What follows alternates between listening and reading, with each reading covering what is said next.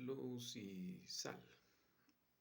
Buenas tardes, días, noches. Esperando que te sea útil el comentario que pienso hacer.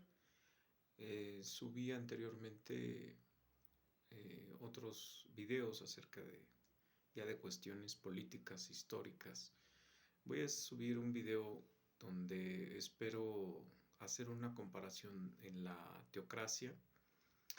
y en el intento de teocracia que tuvimos en México en la famosa conquista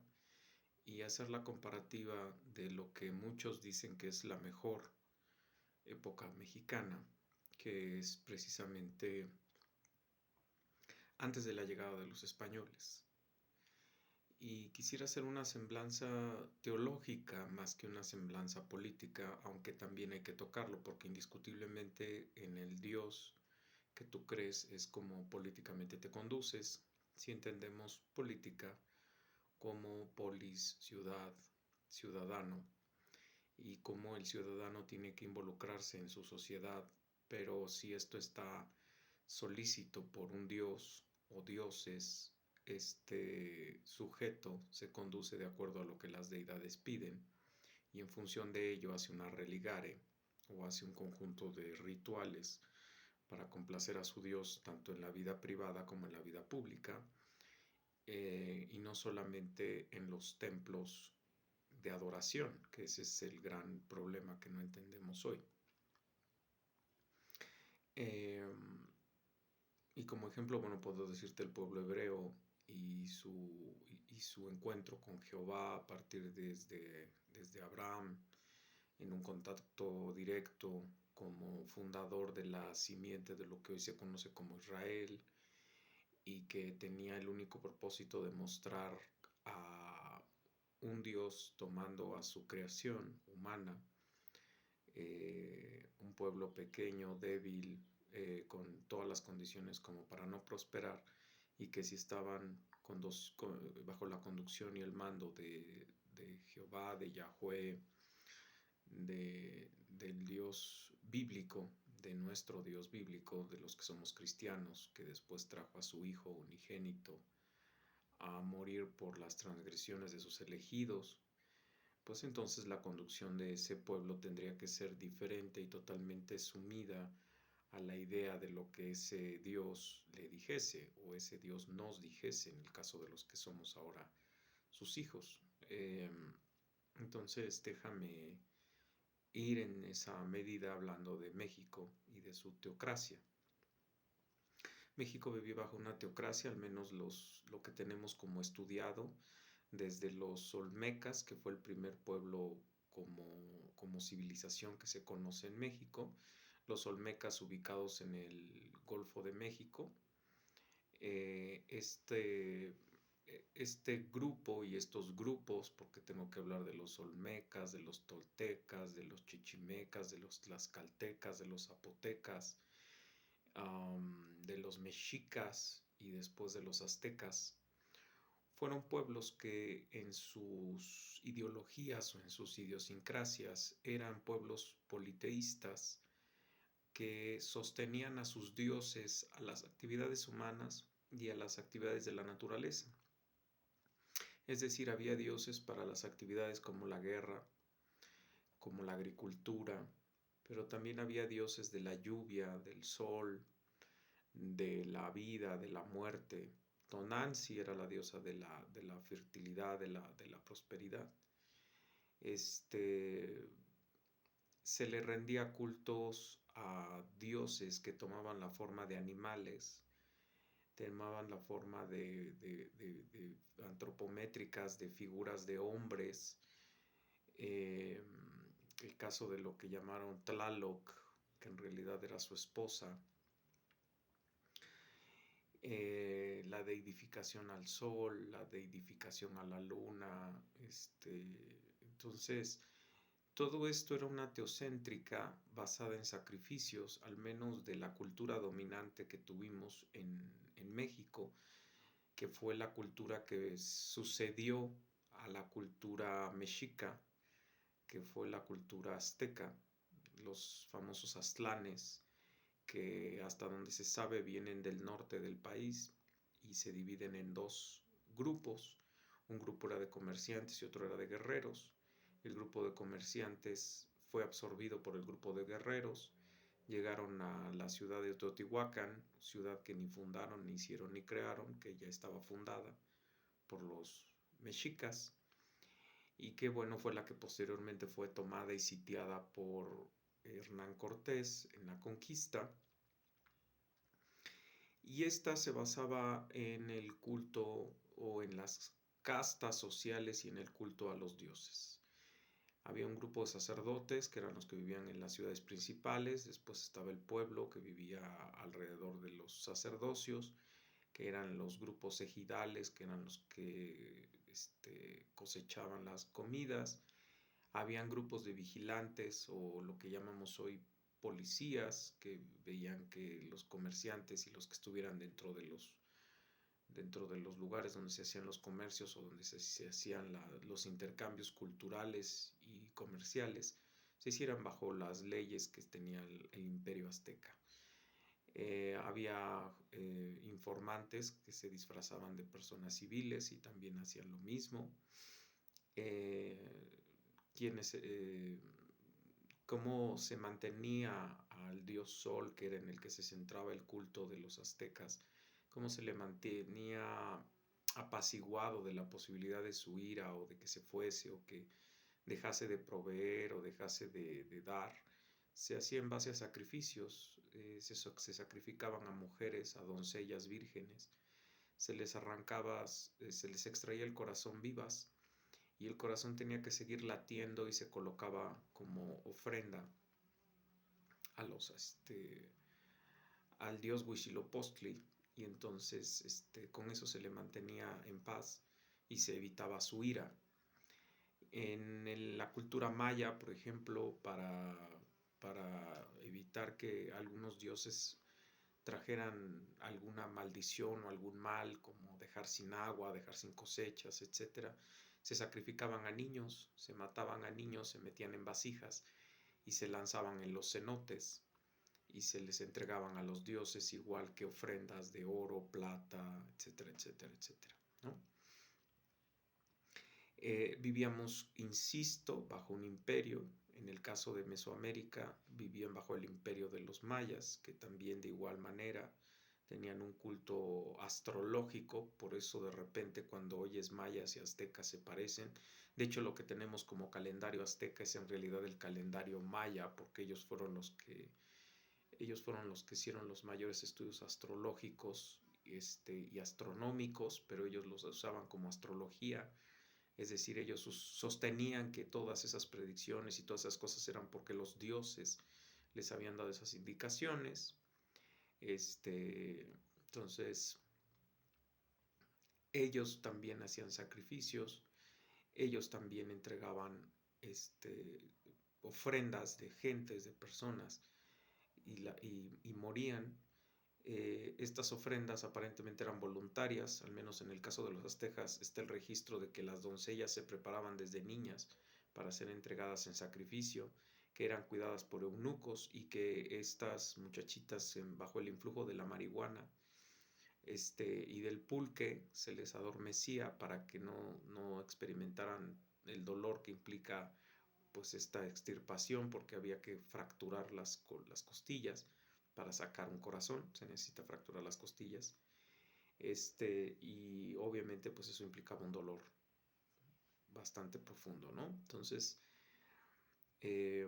habían otras cosas que implicaban sacrificios, por ejemplo, el juego famoso del aro que se hacía en los mayas, el juego de que le llamamos después fútbol, que no es fútbol, donde se veneraba al origen, al cero, el inicio y el principio de todo, el ombligo del nacimiento de todo. Y si tú perdías, tu deshonra implicaba la muerte, y si tú ganabas, tu honra era también que ibas a ser llevado a los dioses. Los guerreros aztecas también pensaban que morir en la guerra o en la batalla los llevaba a un cierto lugar mejor que el que teníamos aquí, que era honroso morir de esa manera. Entonces, no vivíamos bajo el mundo feliz ni el paraíso que muchos aztequistas quieren vender, de querernos regresar al culto a esos dioses y al culto a ese tipo de prácticas, porque finalmente son heréticas, cristianamente hablando, ¿no? Y tampoco se vivía en un mundo donde no hubiera una dictadura. De hecho, era un imperio. Como imperio, la forma de controlarlo era en base a la guerra, en base a la explotación y en base a la sumisión. Por ello, Cortés pudo entrar a Teotihuacán, convenciendo a los tlaxcaltecas, a los zapotecas, a los chichimecas, que cuando él tomase el poder, ellos iban a entrar como aliados de él y que iban a lograr tener una parte en la herencia de la toma de Teotihuacán, cosa que nunca ocurrió, porque obviamente los españoles venían con la idea de saquear, tomar, robar, para llevarlo a la corona española y que España pudiera pagar todos los tributos que tenía con Portugal y todas las deudas que había contraído con las famosas cruzadas en España y en Europa, perdón. Entonces,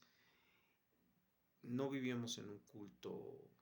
maravilloso, no entró tampoco la maravilla cuando nos conquistó España, porque España viene precisamente con la idea que la iglesia romana cristiana católica traía, cuál era: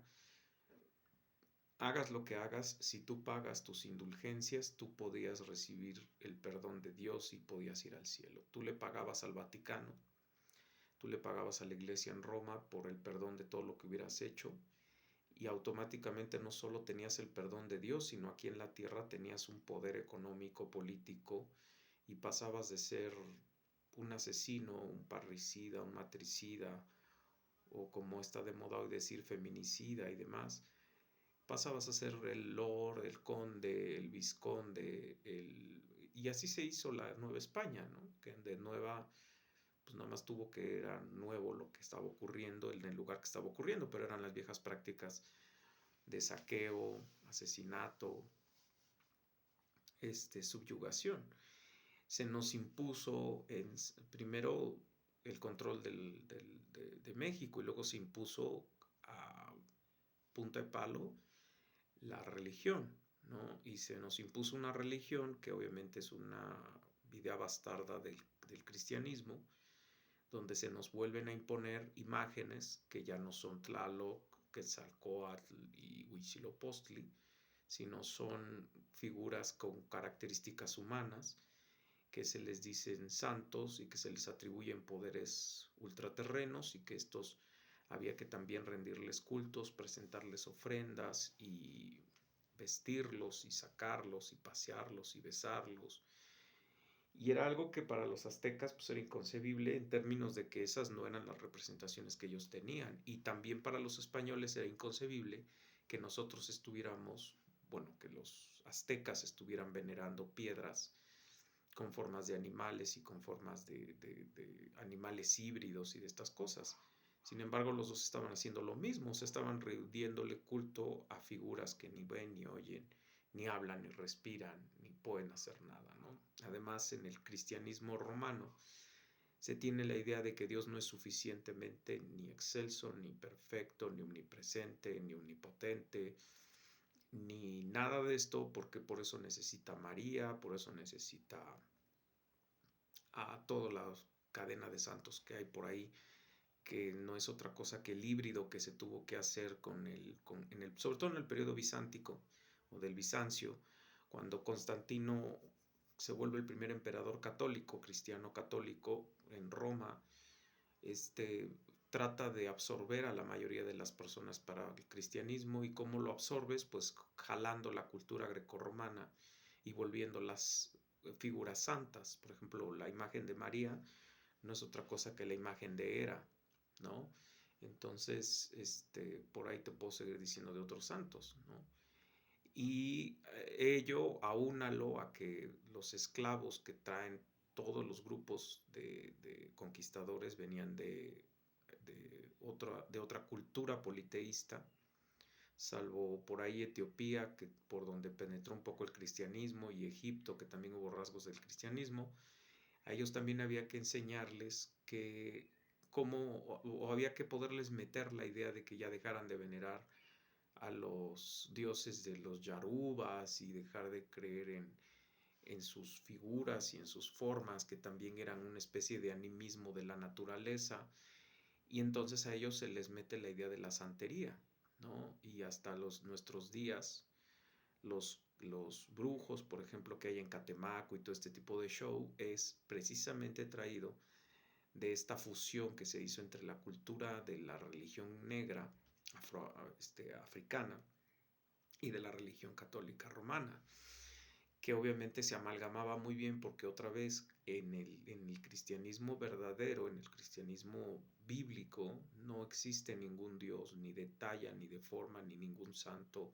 ni ninguna forma, de ninguna característica. Están los 10 mandamientos que obviamente están modificados para la iglesia romana. En la iglesia romana no se habla de las figuras de talla, ni se habla de amar a otro Dios, ni nada de ese tipo de cosas, porque no conviene, porque si no se contradice la, el culto a los sacerdotes y al papa y a los santos y a todo este tipo de cosas,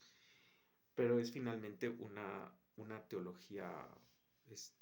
fallida, ¿no? O sea,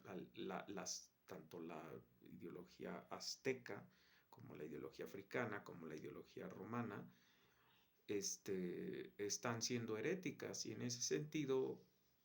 promueven y siguen promoviendo lo que el protestantismo luterano cuestionó y logró abolir cuando el cristianismo tuvo su fuerte auge, que fue, si tú lees tu Biblia y tú interpretas tu Biblia y tú te das cuenta que en tu Biblia no habla de ninguna de las cosas que dice el Papa, ni que dicen los sacerdotes, ni que dicen los santeros, ni que dicen los animistas, pues entonces te vas a dar cuenta que estás cometiendo un pecado, ¿no? Y entonces te darás cuenta que no es cierto que vivíamos en el mundo feliz de Aldous Huxley, donde por regresarnos a los aztecas y decir que ahí era lo bueno y que regresar a nuestras raíces y que volver a nuestros orígenes y demás. Habría como que hacer una selección de cosas, ¿no? Habría que hacer un deconstruccionismo de las cosas valiosas que había en ese tiempo. Por ejemplo, había el sentido de familia, había el sentido de la poesía, del arte, había el sentido de la patria, había el sentido del origen, había el sentido del respeto, pero era un respeto que a veces era por temor, porque recuerda que por eso los pueblos que ya te mencioné fueron fácilmente engañados por Cortés. O sea, si tú vivías feliz bajo el sometimiento de un imperio, ¿por qué decides aceptar que otro pueblo llegue y te diga yo te voy a tener en mejores condiciones? Espero que te sea útil la información que te acabo de subir sobre la teocentría. Nos vemos en el próximo video. Hasta la próxima.